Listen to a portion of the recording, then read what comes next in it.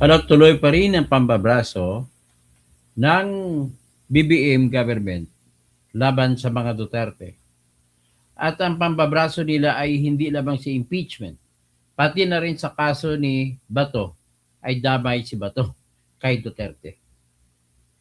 Kaya nga, ladies and gentlemen, ang analysis kung bakit bumuto ng 951 at hindi binigyan ng TRO si Bato ay naiipit po yung justice, mga justices. Naiipit siya sa dalawang nagbubunggo ang Bato. So anyway, I'm talking about Bato, you are talking about impeachment. If you're talking about impeachment, you are also talking about Bato. Kasi si Bato, galit sila diyan kay Bato dahil nagpakita si Bato. At sa kanyang pagpakita ay ang nangyari, naagaw ng grupo nila ni Bato ang tinatawag na Senate presidency.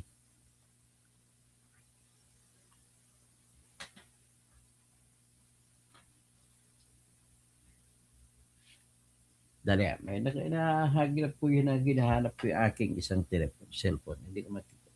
So anyway, ang ganito po yun ang nangyari.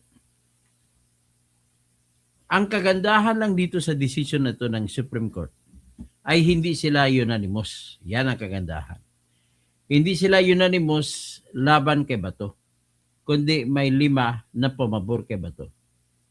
At may isa na sa gitna. Iniisip ko anong dahilan ko bakit nasa gitna siya. Kasi wala kang pagpilian dito eh. It's either right or wrong.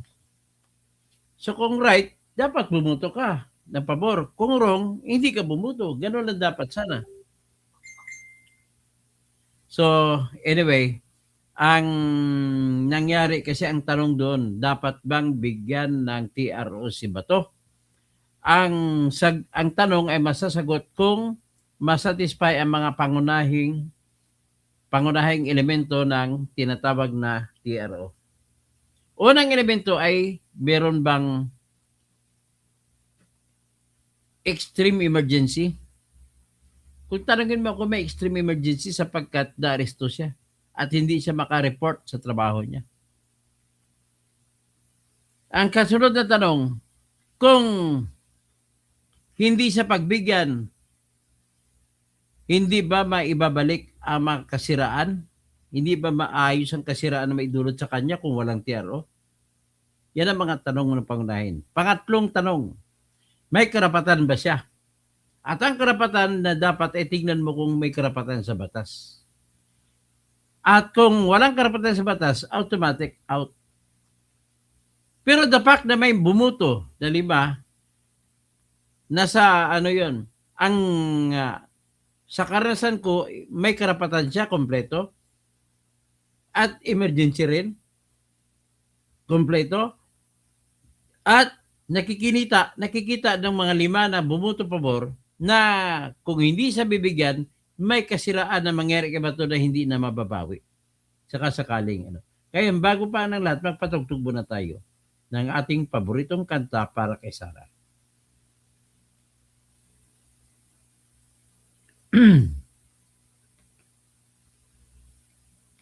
Okay, ito yan.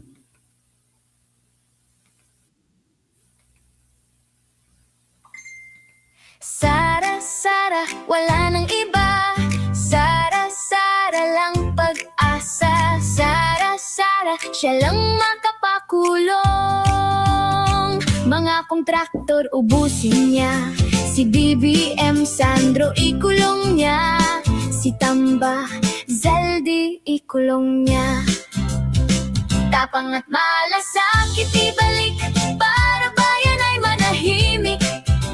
Durugin ang sindikato sa korte, sa DPUA, sa DS Void, sa PhilHealth. Okay, so ipasok na naman natin ang isang kantang ginawa ni Alfredo Hicali para sa akin. Ito naman po ay nakatiempo na nakatiyempo na reggae.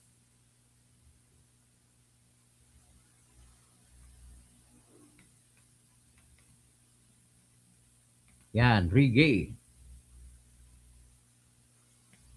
Mo, kaya sa gitna linis sa kilos mo. Yan.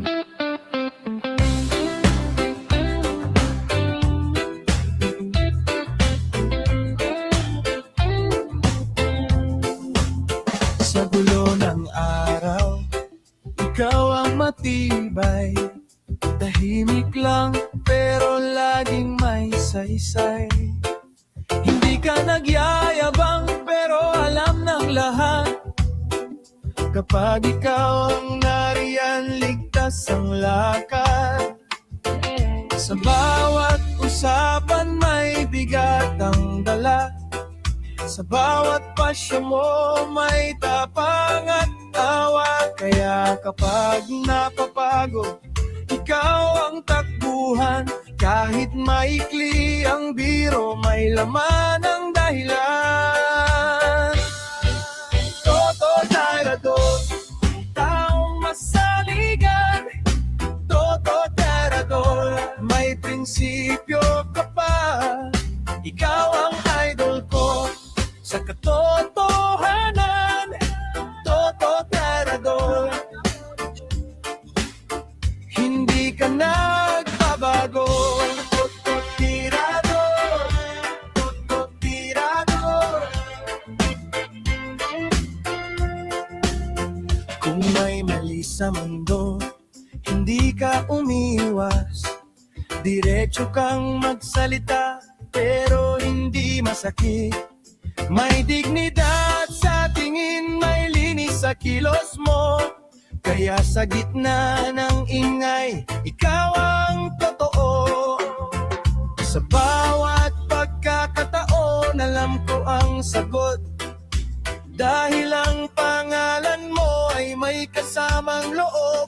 Kung may sasandalan ako, ikaw ang pipiliin. Dahil sa mga salita mo, may gawa't paninindigan. Toto Tirador, taong masaligan. Toto Tirador, may prinsipyo ka pa. Ikaw ang idol ko sa katotohanan. Toto Tirador, hindi ka nagbabago. Toto Tirador, Toto Tirador.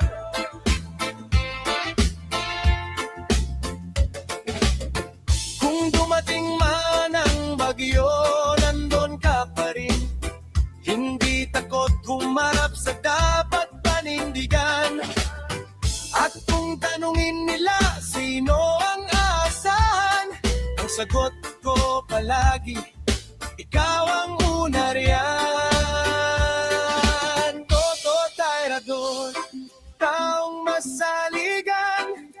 Toto Tirador, may prinsipyo ka pa. Ikaw ang idol ko sa katotohanan. Toto Tirador.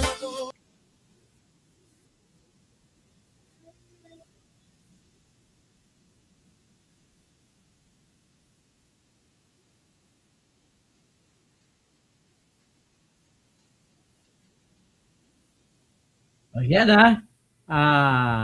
Anyway, ang ano natin ay binapatay ibang mga music.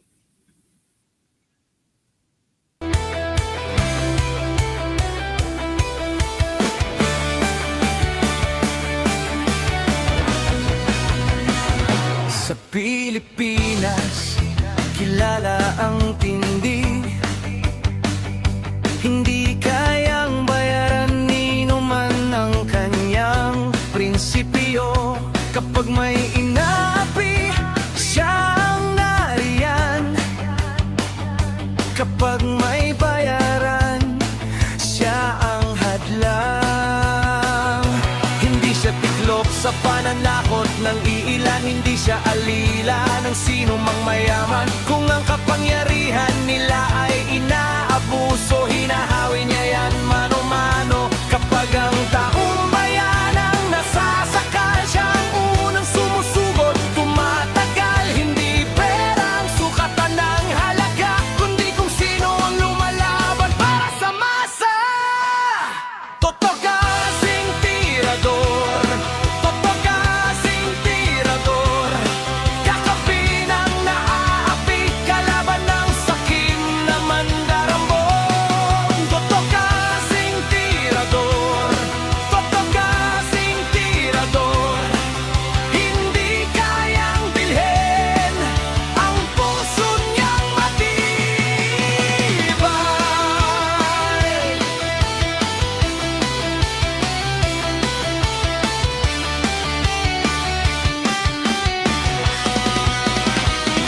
Mga magnanakaw sa pondo ng bayan, nanginginig kapag siya ang nandyan. Bawat piso, bawat sentimo, kailangang sagutin sa mata ng tao. Walang ngiti para sa mandarambong walang pwesto, para sa sumisip-sip kapag ang hustisya ang pinag-uusapan. Siya ang bantay sa gitna ng laban. Kung may nilulunod ang kasinungalingan, siya ang boses na hindi tatahimik. Sa bawat galaw ng mapagsamantala, may salubong na paninindigan niya. Totoo kasing tirador, totoo kasing tirador, kakampi ng naaapi, kalaban ng sakim na buwaya. Totoo kasing tirador, totoo kasing tirador, hindi kayang bilhin ang puso niyang matibay. Hindi lahat ng malakas ay tama, hindi lahat ng tahimik ay duwag. Kapag ang bayan ang pinagkakaitan, siya ang unang humaharap. Totoo kasing tirador, totoo kasing tirador, kakampi ng naaapi, kalaban ng sakim na buwaya. Totoo kasing tirador, totoo kasing tirador, sa taong bayan nagtatayo, hanggang dulo ang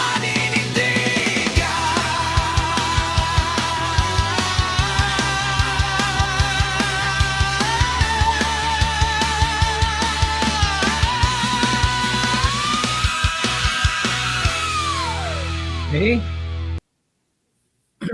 Okay, ang pag-usapan natin is ah, ano ba talaga ang dahilan at bakit na tinanggihan ng Supreme Court ang hinihiling ni Bato na TRO? At kasunod na tanong, may pag-asa pa ba? At pangatlong tanong, kung may pag-asa, gaano kalaki? Yan ang mga sasagutin natin ngayon. Ito ngayon, nung nagsampa si Bato ng petition, matagal na yung petition na yan. Magkasama sila dalawa ni Duterte dyan. Naisampa yan yung March 12. March 11, 2025 ay kinarga si Duterte sa The Hague. Sa aeroplano papuntang The Hague. Den Hague. So ngayon, nang kinarga siya doon, wala ring warrant of arrest na lokal. Kumbaga, parehas sila ng sitwasyon ni Bato. Diretso lang ginamit ang warrant of arrest ng ICC at pinadaan daw sa Interpol, sa PCTC, Philippine Center for Transnational Crimes. Okay? So, ngayon, dahil ginawa nila yon para ipalabas lang ni Bongbong Marcos na hindi dumaan sa Philippine government. Kumbaga, pinalusot na dumadaan sa PCTC, sa Interpol. Ngayon, si Bato naman, mukhang ganon din ang gagawin nila kay Bato sa pag-aresto kay Bato dito. Ang tama lang sa ginawa ni Bato ay yung hindi siya nagpa-aresto. Nagtago siya. At nang lumitaw siya, kaagad na sumibat siya. Dumidiskarte. Tapos ang balik naman kay Digong Duterte ay nasa Hong Kong na siya, ba't bumalik pa siya, umuwi siya? Umiisip siya, sumasugal siya na hindi siya hulihin at dadaan pa sa korte. Kasi napag-aralan naman nila sa Rome Statute na sa Article 59, pwede pa siya makahingi ng pensa. Doon nagkamali si Edong. Ang kalaban niya, tuso, traidor. Yan ang problema niya. So ngayon, ito na tayo ngayon sa sitwasyon. May tanong ngayon, dapat bang bigyan ng karapatan si Bato na magkaroon ng TRO at makalaya? Kung ang isasagot dyan ng Supreme Court ay oo, paano na lang ang isasagot nila? Bakit hindi sila sumagot ng oo nung si Duterte pang hinuli? Kaya magkakontra-kontra. Kaya iniisip doon ng mga justice na kung bumigay sila ang siyam, yan ang iniisip nila, magkukontra-kontra ang kanilang tayo. Sa kabila ay hindi nila binigyan ng TRO si Duterte, kaya ba ito bibigyan ng TRO? Hindi pwede. Kailangan pareha. Alalahanin niyo yung kasong ito na sinampa ni Bato ay dalawa sila ni Duterte. Sinampa ito ni Atty. Torion. At maraming salamat pala sa palipad ni Sydney nyo ha. Kahit gano'n lang, okay na yan, no? So ngayon, iyan po ang totoong dahilan. Pero nakita nyo naman, kahit na iyan ang totoong dahilan, ay may 5 pa rin na justice ang may tapang na bumuto pabor kay Bato. 5. Hindi, ano yan, hindi basta-basta. 5, pumayag na mag-TRO si Bato. At yung isa, alanganin. Abstain siya. So ngayon, siyam naman ang bumoto na kontra. Magtanong tayo, ano ang dahilan ng pagkontra? Pwede ba nating sabihin na ang dahilan ay lahat sila hindi naniniwala? Yung siyam na yan, hindi ba naniniwala na walang visa ang Republic Act 9851, lalo ng Section 17 nito? Ang sagot ko, hindi. Bagkus, ang katotohanan po ay iba. Tingnan natin, lalabas sa May 25 ang decision, ang pagbabasura. So, suspetsa ko, isabay ang bihira lang magsalita ng ganito sa Supreme Court na mag-deny ng TRO tapos walang pinalabas na order. At nag-utos na i-upload na lang daw sa 25. Ibig sabihin, decision na rin yun pangkalahatan. Pero anyway, babalik pa rin ako dito na ang dahilan kung bakit hindi nakakakuha ng TRO si Bato ay si Digong. Magkakaroon kasi ng conflict. Kung bibigyan ng TRO si Bato, si Digong ay hindi lang binigyan ng TRO. Yan po ang problema nila. So ngayon, ang tanong ko kanina, ano ang sitwasyon ng Republic Act 9851 kung itatanong mo sa 15 justice? Ang sagot ko dyan na tahasan ay sapagkat bumuto ng pabor kay Bato ang 5 justices, ibig sabihin po ay lahat sila ng mga justice ay nagdidesisyon na walang kapangyarihan ang Republic Act 9851 na bibigyan ng authority para maaresto si Bato. Bakit? Bakit nagdesisyon ang 5? Na pabor kay Bato? Kung mali ako. Ibig sabihin, iba naman ang rason ng siyam na kung bakit hindi sila bumuto. Ang tingin nila, antayin na lang ang desisyon. Total, malapit na rin lang. Sa 25 na pala ang desisyon nila. Sigurado yung desisyon na 25. Kaya yan po ang nakikita ko dyan, ladies and gentlemen. Klarong-klaro, si Digong ang dahilan kung bakit hindi nakalaya si Bato. Kung bakit hindi naka-TRO.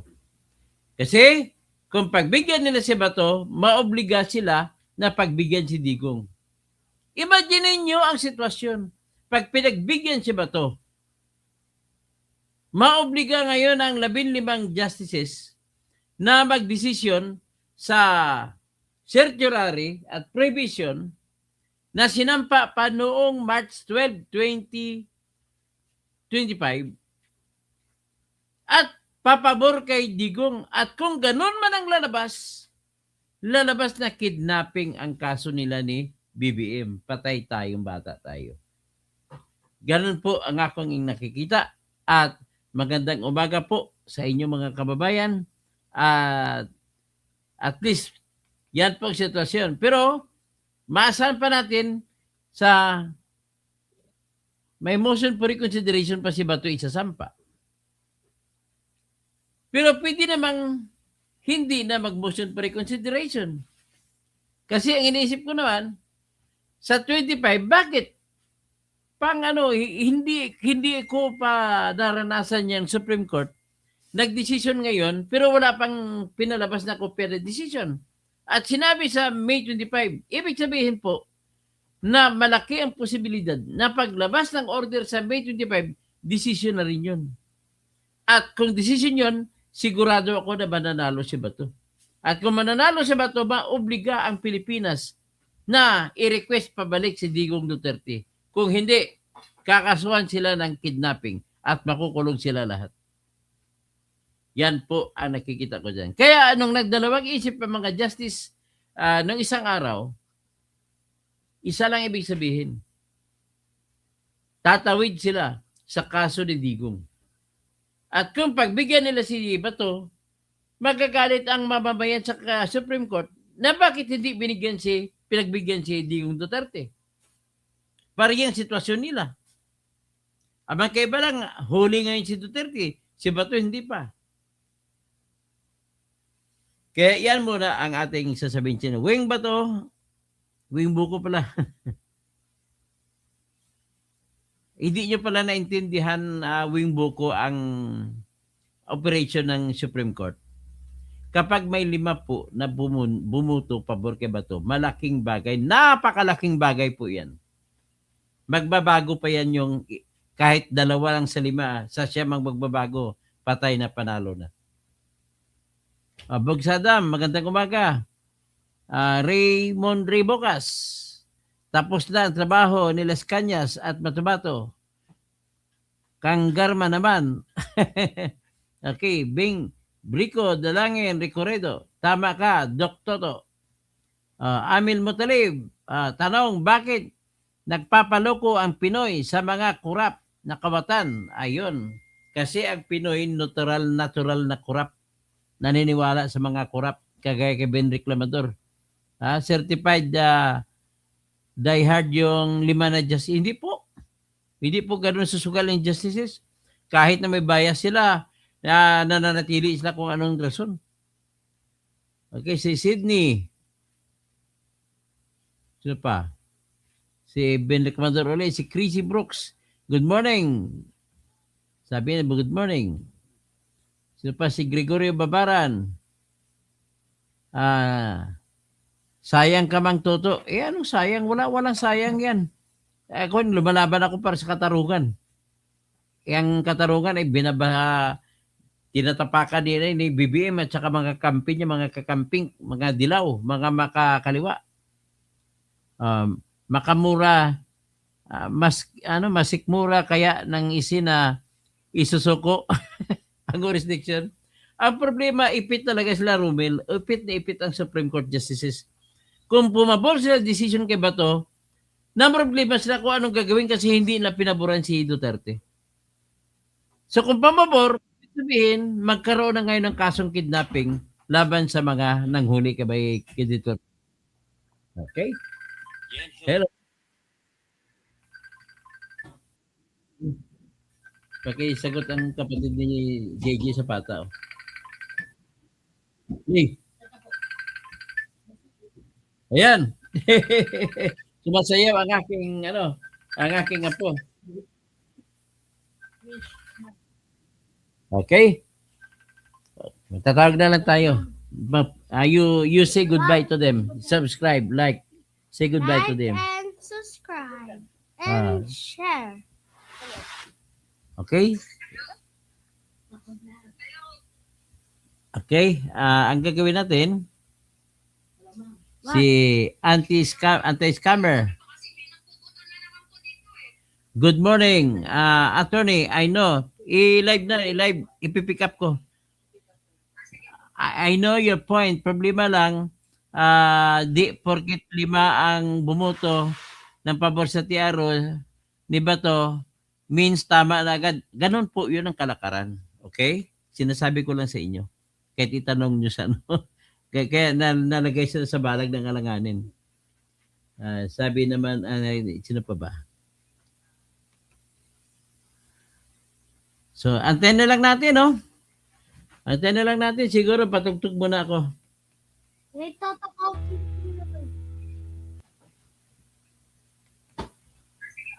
I know your point. Problema lang, di porkit 5 ang bumoto ng pabor sa Tiaro, di ba to?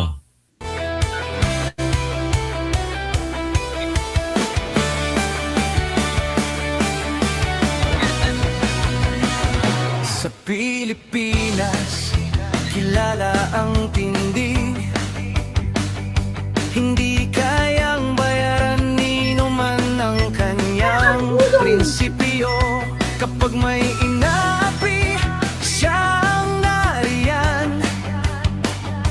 Kapag may bayaran, siya ang hadlang. Hindi siya tiklop sa pananakot ng iilan. Hindi siya alila ng sino mang mayaman. Kung ang kapangyarihan nila ay inaabuso, hinahawi niya yan mano-mano. Kapag ang taong bayan ang nasasakal, siya ang unang sumusugot, tumatagal. Hindi perang sukatan ng halaga, kundi kung sino ang lumalaban para sa masa. Totoo kasing tirador, totoo kasing tirador. Kakapi ng naaapi, kalaban ng sakim na mandarambong. Totoo kasing tirador, totoo kasing tirador. Hindi kayang bilhin ang puso niyang matibay.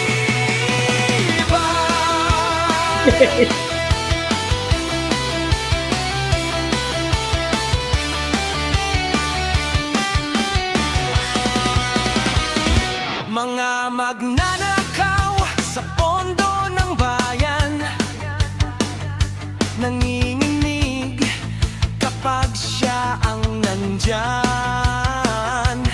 Bawat piso, bawat sentimo, kailangang sagutin sa mata ng tao.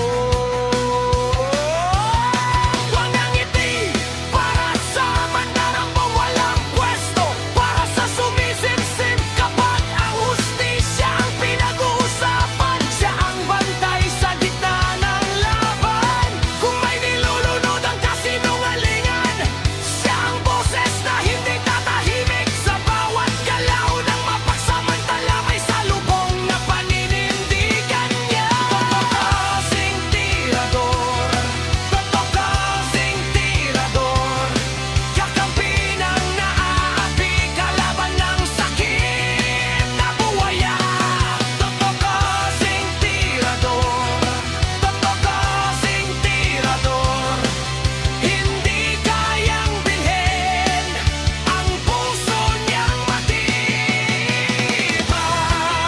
Hi, Winnie Sumayaw TV. Hindi lahat ng malakas ay tama, hindi lahat ng tahimik ay duwag. Kapag ang bayan ang pinagkakaitan, siya ang unang humaharap. Totoo kasing tirador, totoo kasing tirador.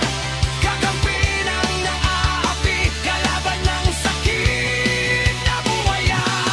Totoo kasing tirador, tirador. Totokosing tirador, sa taong bayan nagkatayo. Hanggang dulo ang paninindigan.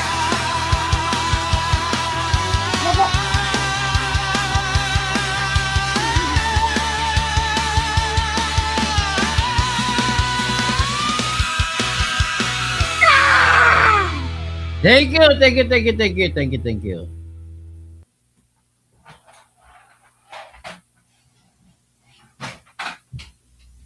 End stream.